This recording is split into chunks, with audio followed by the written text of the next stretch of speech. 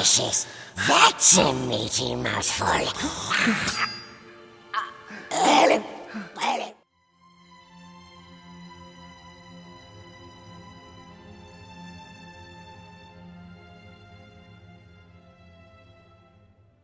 Gollum was really the first CG character that we were hoping to put on screen that had to believably act in a human fashion with other actors. Now, keep your distance. I don't want any trouble, you understand? Just show me the way to get out of here, and I'll be on my way. We know safe paths for hobbitses. Safe paths in the dark. Shut up! I didn't say anything. I wasn't talking to you.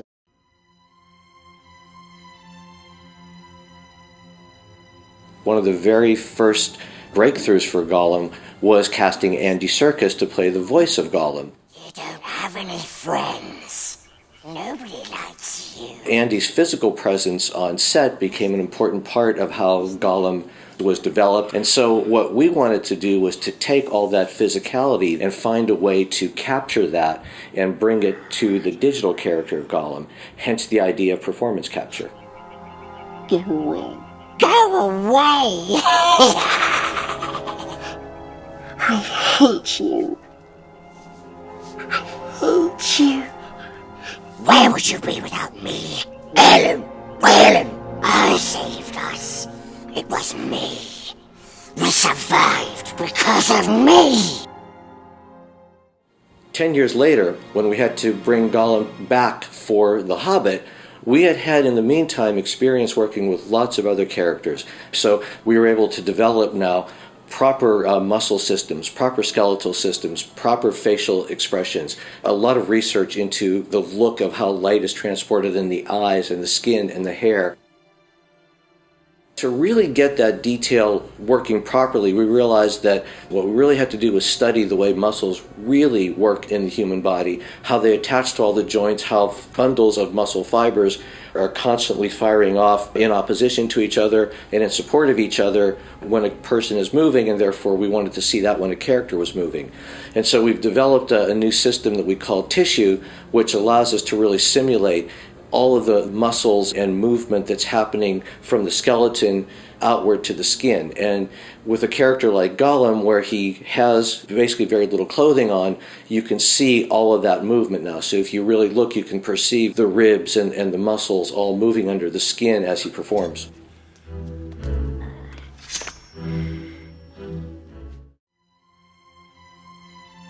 Gollum, as a CG character, needed to have this believability, this fleshiness that you see when you look at humans either in person or on screen. So I encountered a technique called subsurface scattering that I thought was really the basis of what we needed to solve to get believable looking characters.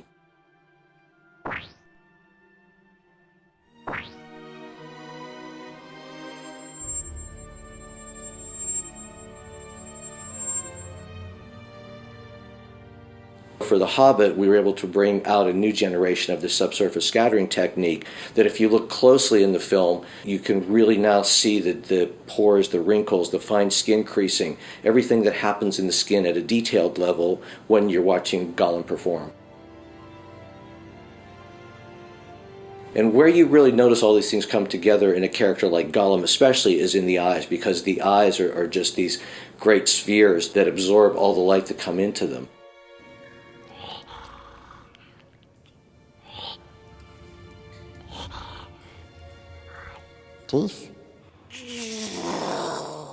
I was really happy with what we saw of Gollum in The Hobbit. I mean, I thought he's a great character. It was always compelling, it was always interesting, and Gollum as a character I still find very engaging. I just enjoy watching him. Estos! Yes. What has it got? It's nasty little pockets. He stole it!